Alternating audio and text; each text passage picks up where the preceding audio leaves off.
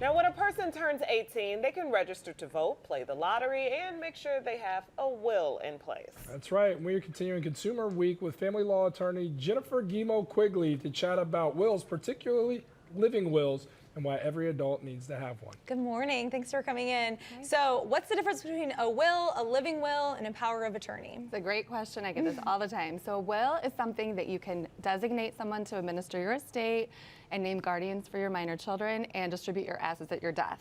A living will is actually a document that you can set forth your end-of-life healthcare treatment preferences. So whether or not you want to be kept alive on artificial means, have artificial sustenance, those kinds of elections can be made on your living will.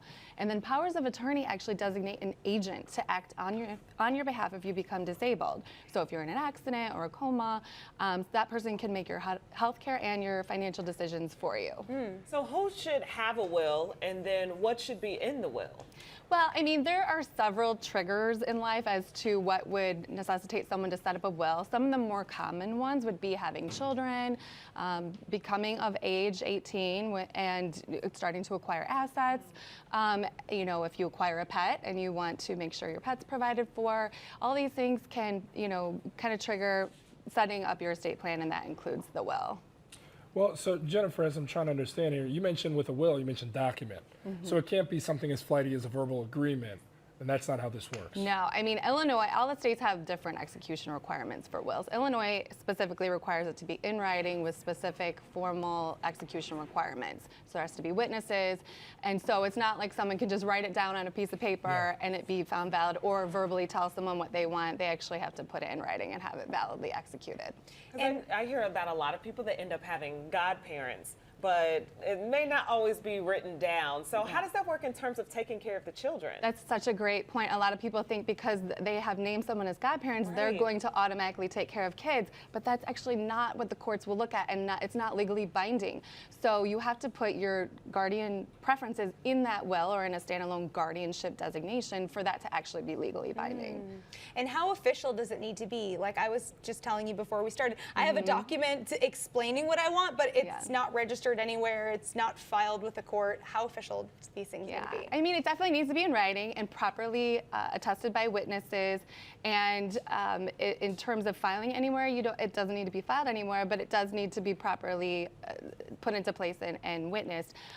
Certainly leaving a list, like you just said, is something I advise my clients to do in addition to their will, so that whoever is looking into administering the estate knows what assets there are, where things can be located. So it's great to have that in conjunction with your will. And the people that you're leaving things to, do you need to tell them? How does that work? So you don't necessarily need to tell someone that you're leaving them assets, and certainly most people are happy to receive an inheritance or assets, but it may be prudent because maybe someone who, for instance, is on government benefits that are based on need, they may be disqualified from those government benefits if they receive an inheritance. So it might be prudent to double check with someone and see if they want the asset or, you know, would have any issues with receiving the asset. But I think the more important thing is to discuss with whoever you're naming to administer the estate. So your executor, make sure that you confirm with them that they're willing and able to do that role. And the guardians, like you were talking about, make sure they're willing and able to do that before you put them in the documents. Jennifer, I'm getting married in 6 weeks and 4 days, but who's counting? As you talk about it, both of us coming into the marriage, should we both have singular wills, or should we have a collective will? And what happens for our future children if something, heaven forbid, happened to us? Yeah, I mean, you definitely would put into place separate plans. So you'd have a will in your name, and your spouse would have a will in their name. And certainly, you know, most of my couples who come to me with minor kids, they have similar interests and they have similar objectives. So most of the time, their wills and or their trusts, they will have similar provisions. So yes, you probably want to, you know, have that discussion beforehand, and then once you get married, have those documents put into place with all of your joint objectives. I gotta ask this really quick. Okay, I have an No, you ask yours. Yours is more I important. just want to know, where do we go to get this done? Yours is more important. Okay, Jordan. How do you actually do I want to it? know, where do we go to get this done? Like, once we decide, okay, this is important for us, we need to move forward. So I definitely advise seeking legal counsel, because you can definitely find online ways to do this on your own or with DIY sort of kits.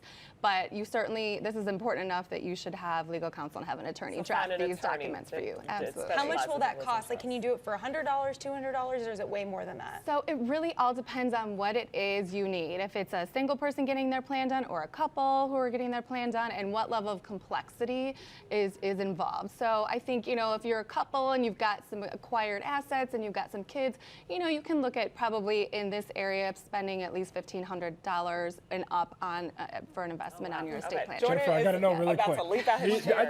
just want to know a little bit of drama. Do you ever have like a living will? I'm just on the lighter side, where like a woman or a man's like, hey, whatever happens, I do not want my significant other getting any of this money. Oh man. It happens, right? Does that kind of stuff happen? It's got to be, right? That happens. There are some juicy stories, I will say. Yeah, sometimes people do not name who you think they would name, and sometimes they leave a lot of money to like their pets.